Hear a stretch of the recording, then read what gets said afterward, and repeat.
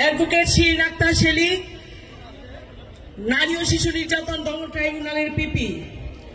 আজকে শুধু আমি একজন কেন্দ্রীয় লিডার হিসেবে এখানে আসিনি, আজকে আপনাদের আমি একটা ছোট্ট গল্প শোনাতে এসেছি। প্রথমে বলি, এনসিপি 24-এর গণ অভ্যুত্থানের রাজপথ থেকে উঠে আসা একটি রাজনৈতিক দল।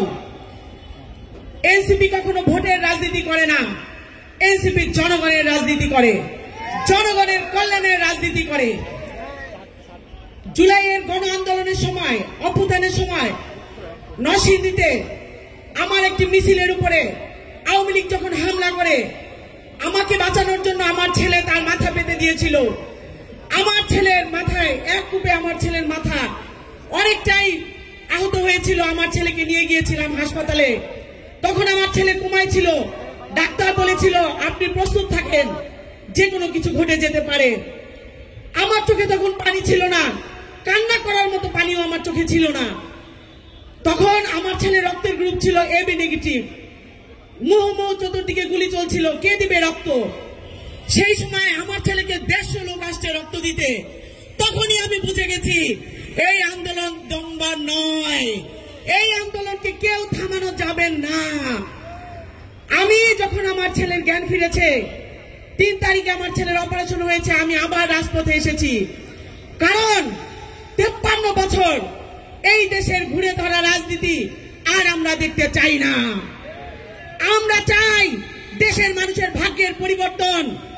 আমরা কোন চাঁদাবাজকে রাজনৈতিক ব্যক্তিত্ব হিসেবে দেখতে চাই না, কোন সন্ত্রাসীকে রাজনৈতিক ব্যক্তিত্ব হিসেবে দেখতে চাই না, কোন সন্ত্রাসীকে রাজনৈতিক ব্যক্তিত্ব হিসেবে দেখতে চাই না।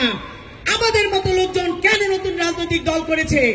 এই কারণেই করেছে, কারণ সন্ত্রাস চাঁদাবাজে দেশ ভরে গেছে। সুশীল সমাজের লোকজন এখন রাজনীতিতে আসুক, সভ্য জাতি আমরা এনসিপি উপহার দিতে চাই। আমরা রাজনৈতিক এমন রাজনীতি দেখতে চাই যে রাজনীতি শুধুমাত্র সুশীল সমাজের লোকজন করবে। কেন করবে? কারণ তারা সুশীল সমাজ উপহার দিবে আপনাদের। আর এখন যারা আছেন তারা সবাই ধান্দাবাজ। 5 তারিখের পরে আমরা এক ফ্যাসিবাদকে বিতাড়িত করেছি, কিন্তু নব্য ফ্যাসিবাদের জন্ম হয়েছে, শুধুমাত্র হাত বদল হয়েছে। যার কারণে আমরা এনসিপি মাঠে ঘাটে দৌড়াচ্ছি এদের তাড়ানোর জন্য। প্রিয় নড়াইলবাসী, আপনারা আমাদের সাথে থাকবেন, আপনারাই আমাদের শক্তি। আপনাদের ভালোবাসা নিয়ে আমরা এগিয়ে যাব। আজকে আর কিছু বলবো না।